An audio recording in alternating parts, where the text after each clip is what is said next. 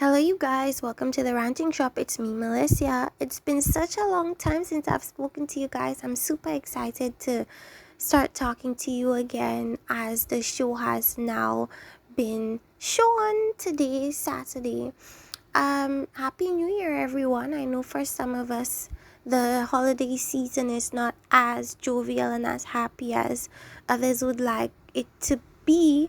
However, we must take it in jest and just be happy for another opportunity to live and make things right and just grow and be better people. So, we're back with Ready to Love, and I'm just gonna get right into things. So, we start off where the women are convening in the lounge with Tommy. Sydney doesn't know who to pick between Frank and Phil. However, later I'm gonna tell you guys why she's not that indecisive. Now, the women are introducing their guys to their families. Sydney introduces her mom and her stepdad to Phil. Now, mom is saying, don't shush me, because normally when I want to be very honest with certain people, you tell me to be quiet, or you tell me not to ask that question. This is not the time or the moment to be doing that, Sydney, and I do agree. Mom asked about saving accounts and finances, and Sydney tells her not to do that because I guess she felt embarrassed and about that question and felt like it was too intrusive. However, I think it's a valid question to ask people about their finances, because if you're gonna go into something long term or hoping for something long term with someone, I feel like difficult questions need to be asked. And if it could be asked as soon as possible, then I think that's great. And the reason why is because a lot of the time when you're dating, especially someone new, there's always this sense that the person is perfect or the person doesn't have anything wrong with them and everything is gonna just be this fairy tale. And so when you ask these very personal and direct and important questions, you get down to the realness of that person as opposed to the idea of that person you have in your head. And then you could make a decision as to whether you could go forward with them based on realistic expectations as opposed to the idea of them. So I think it's important. Mom wants daughter to be with a good man because she's not had the best of luck with men and relationships. And I feel like we all know that looks, attraction doesn't hold men, it doesn't keep men faithful, it does not guarantee that you're gonna be in a blissful marriage, a blissful union. A lot of the time, actually, the more attractive probably you are, the more likely your partner is to cheat on you. So sometimes it's not necessarily a good thing to have pretty privilege. It brings about a lot of insecurities for men who do not know how to handle it, um, men who feel very insecure about their partner's attraction and stuff like that. So she's been through a lot with guys, so she gets emotional and she tears up. Now, she's been through lots of heartbreak. Mom says if you're playing, continue playing over there and leave mine alone. Mom feels good about Phil though. And then to my surprise, he verbally says he's leaning towards Sydney and he wants to take the process to the end too. So even though he's interested in Sydney, he wants to be able to, I suppose, weigh out his options until the end, like what Kyra wanted to do. I think they all essentially want an ending like Kyra, like Adriana, sorry, but a lot of them have not been that successful to be able to carry two options all the way to the end and be able to choose from there. Very rarely has that really happened. So, I was surprised that Phil said he was leaning towards Sydney, but we're gonna see why he's leaning towards Sydney. So let's get into Aisha. Aisha's mom and brother will meet Dante. Aisha's brother brings up the three baby mamas. he mentions two of the mamas have been married, but I said, what about the one that's not married? Like, is there a possibility for reconciliation with her? Is there a possibility for drama to occur with her? Like, he didn't really expound on that one baby mama that's not really married. And as somebody said, marriage doesn't necessarily stop somebody from cheating with their ex. Um, because we all know that in relationships things happen. You grow distant from your partner sometimes, and you might venture off into something familiar, and that might be your ex.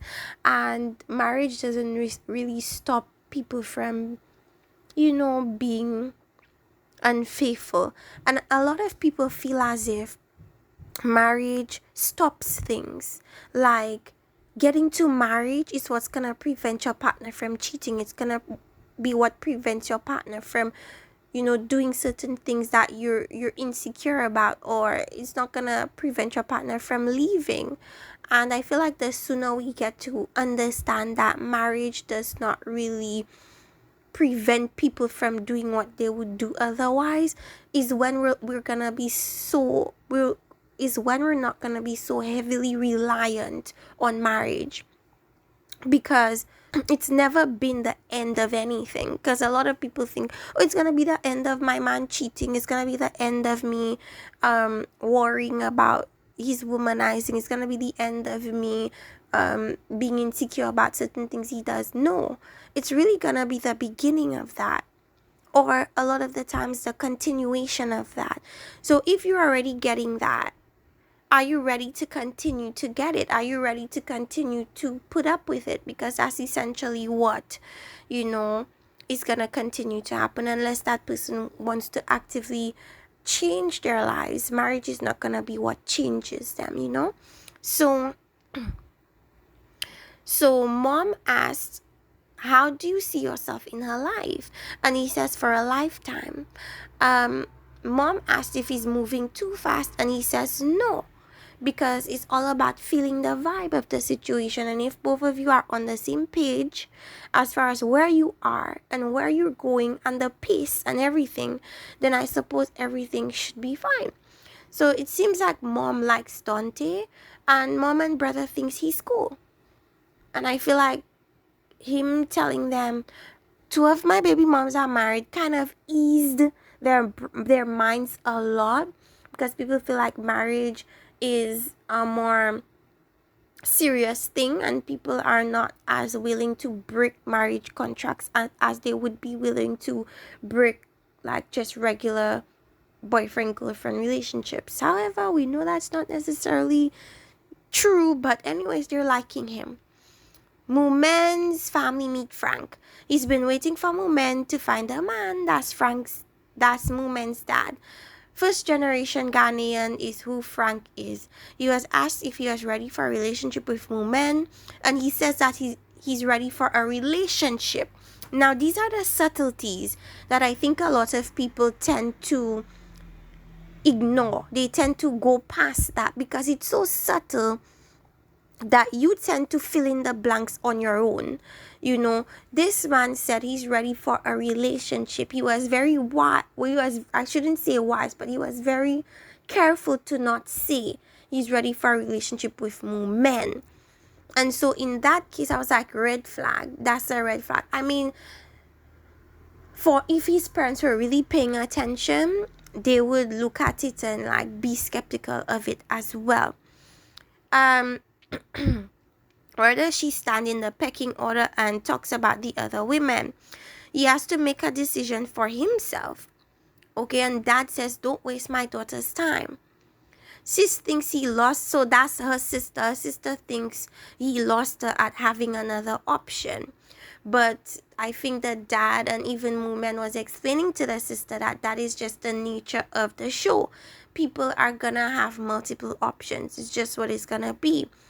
And he can only have her, because if he only has her, then I guess it eases the family, because he doesn't have any more options. But the nature of the show is to have multiple options and to explore it. She also didn't like something else that he was doing, and I completely forgot, but we're gonna move on. So he says that Mumen compliments more of his future.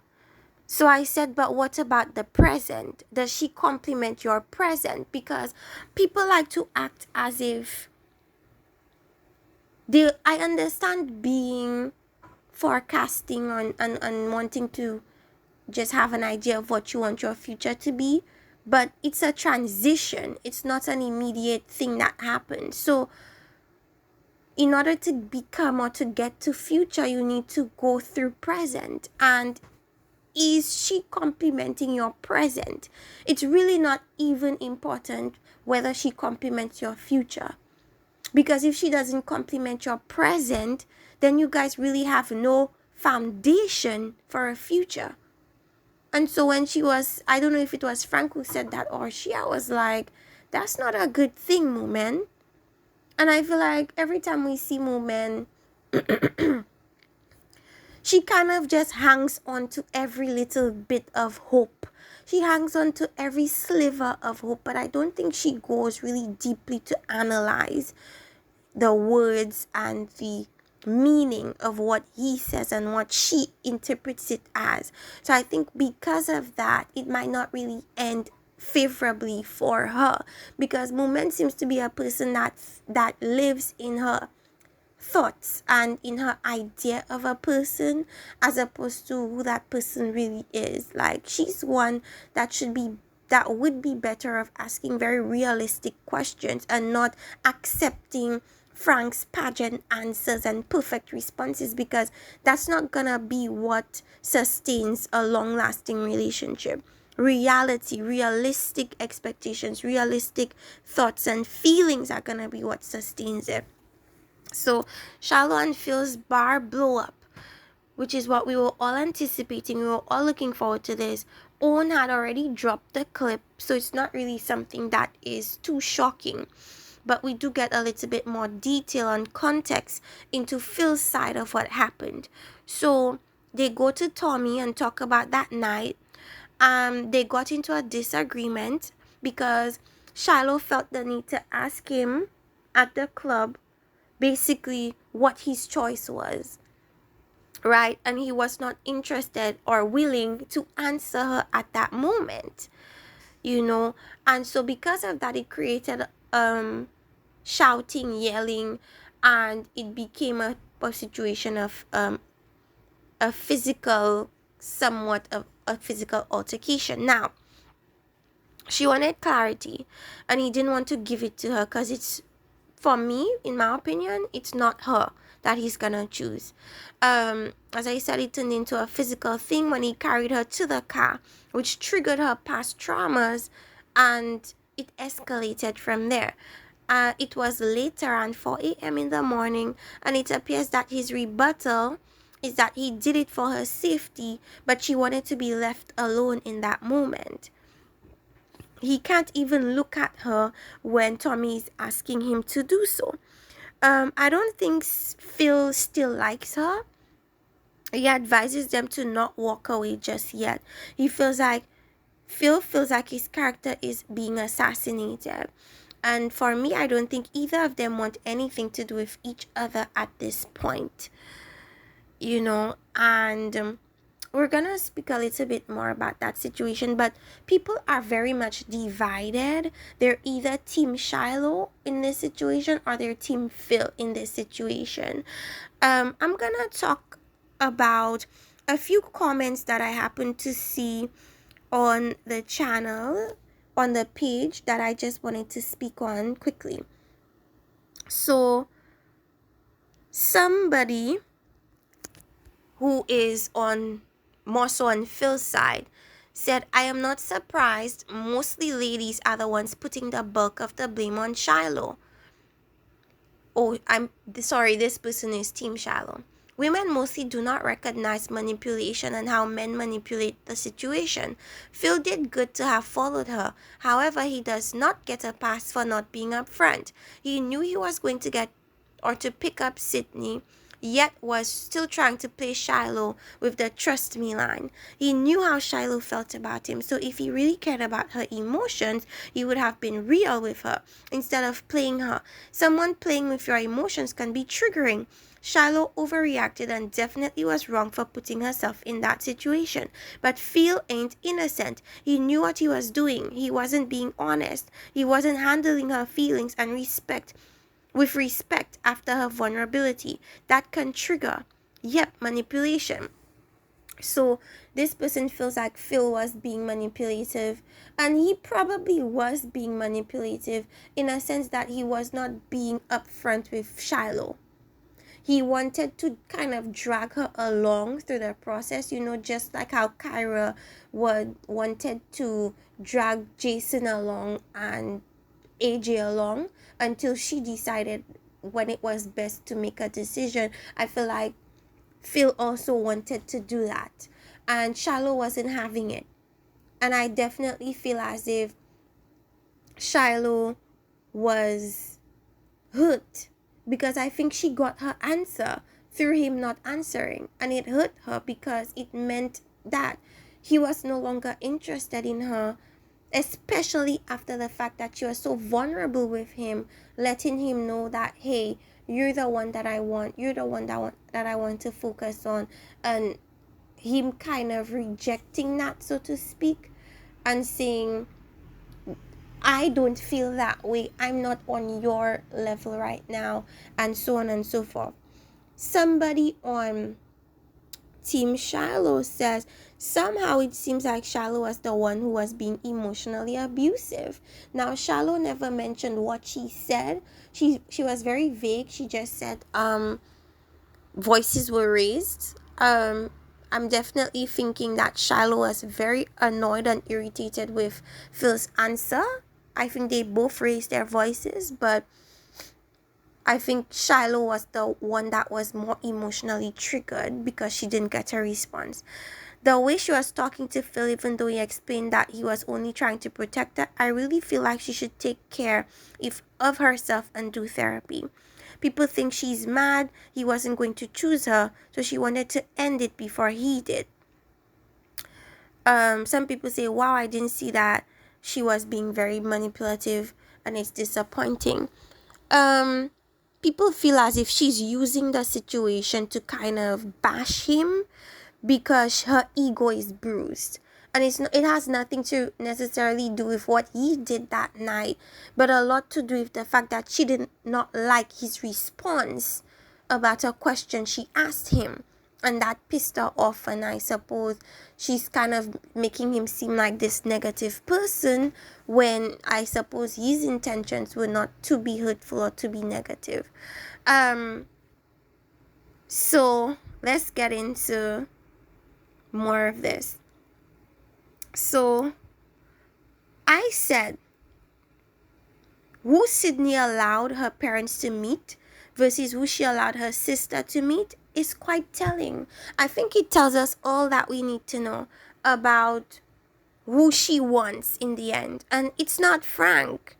Because if you're gonna make your parents, the people that are most important to you, the people whose opinions most matter to you, meet a person of interest, then that means you take them very seriously and you see something very serious happening with them.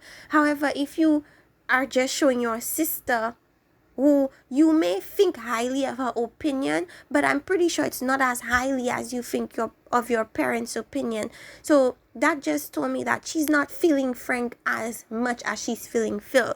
And right now, they're just playing with us. So if it doesn't seem like she wants the same thing from, so I said she doesn't seem like she wants the same thing from both men. She may just want a party life with Frank versus maybe she wants Phil to be a potential husband. Sid doesn't know why she feels reserved with Frank, and I feel like she feels reserved with Frank because she knows that Frank has another option. So of course you're not gonna feel completely safe to just be yourself, and you're not gonna feel 100% confident because there's always a chance that person might choose somebody else instead of you. Okay, So Frank says Sydney is too much like him and he doesn't know if he wants to be with somebody. He doesn't know if he wants to be with somebody that's similar to him. They do say opposites attract, but the thing about people who think similarly is that they get along to a point and then they start to conflict, because it's like a lot of the things you might like about or you don't like about yourself is kind of being reflected through another person, and that can cause a lot of problems and contentions in the relationship. That's why people say opposites attract, because at least your partner would have something that doesn't necessarily that is good, a positive trait, something you admire that you don't necessarily see within yourself, you know. So one sister to drill him, she's like, drill him, don't drill him. Girl, let your sister do what she feels necessary for your well-being. Don't dictate to her and tell her what to do, you know, because that's not gonna be the best outcome for yourself, you know. Frank has always wanted to be married. Frank says Sydney's too much like him. Her sister is getting friend vibes and not completely sold on Frank being for her. Frank gives me a person that's just gonna ace a interview, but would he be as great as what he appeared like he was, is the question.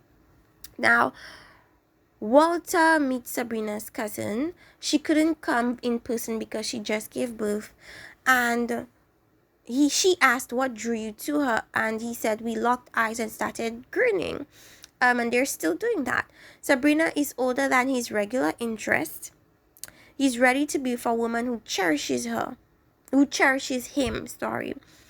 He mentioned his late wife and the fact that she would be the same age as Sabrina. So that is what he wants for his future. Says he made his choice and he's just riding it out. He made his choice during that whole mansion thing that they had, when he didn't like some things that Moment did. He's like, okay, I'm zooming in on Sabrina. That's who I'm gonna pick. So I'm definitely thinking they're gonna ride it out until the end. They're gonna choose each other on the show. But the question is whether this relationship would last long term. And I just don't think so. I feel like something is missing with them. I don't feel like he's 100% sold on Sabrina, and Sabrina is not 100% sold on him either. Okay.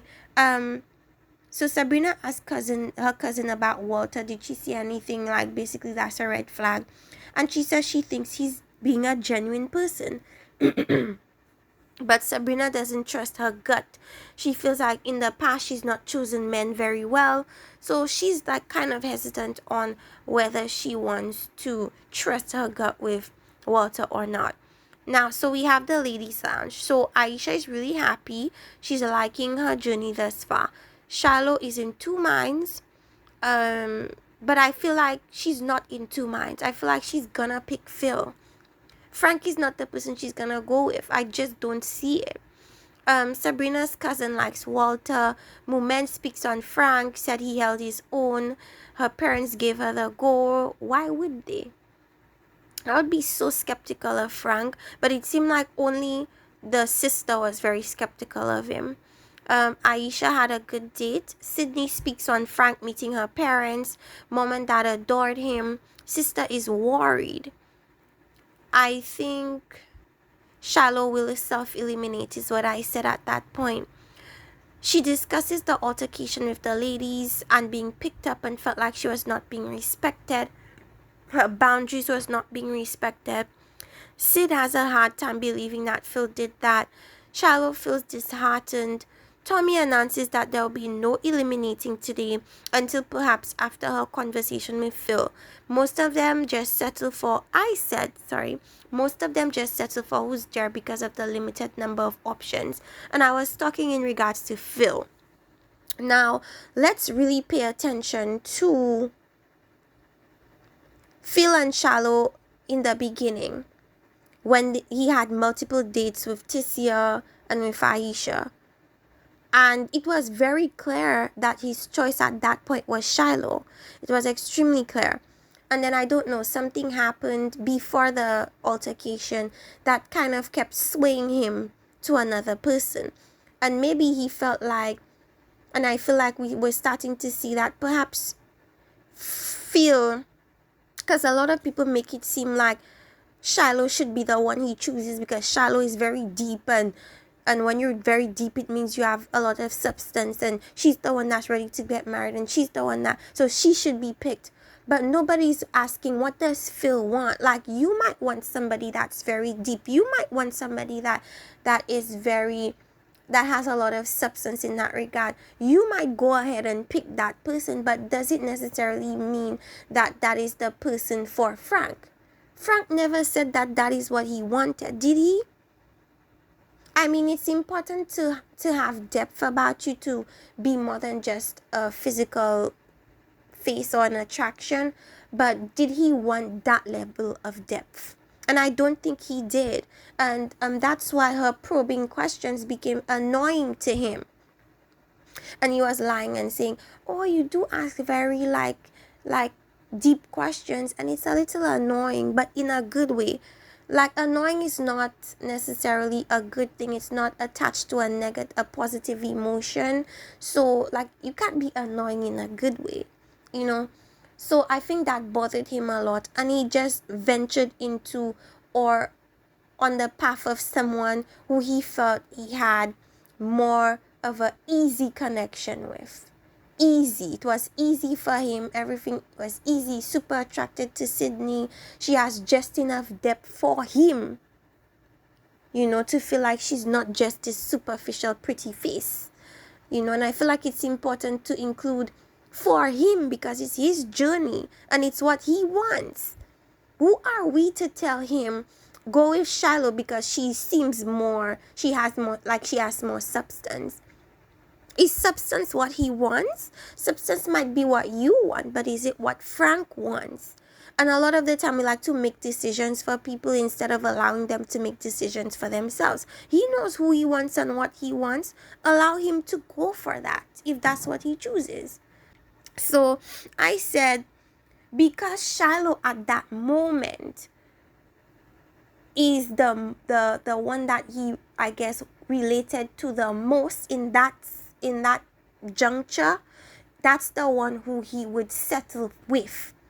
But would they last in the bigger scheme of things, you know, in the larger dating world in real life? Probably not. But it was what was best for him in that very small pool of females, of women. However, when Sydney came along, he found himself conflicted because now he's found a better option for him.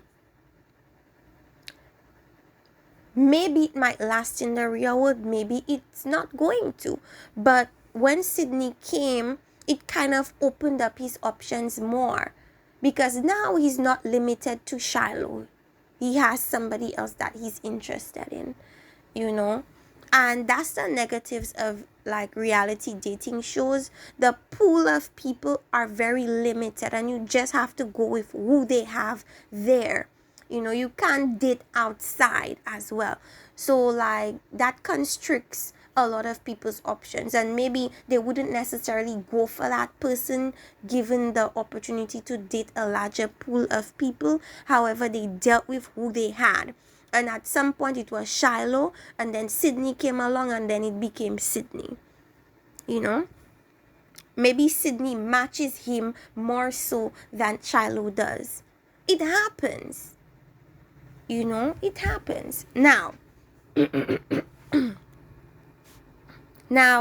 after hearing about the altercation, Sydney has a hard time believing that Phil did that because she feels like Phil is like this caring, protective person.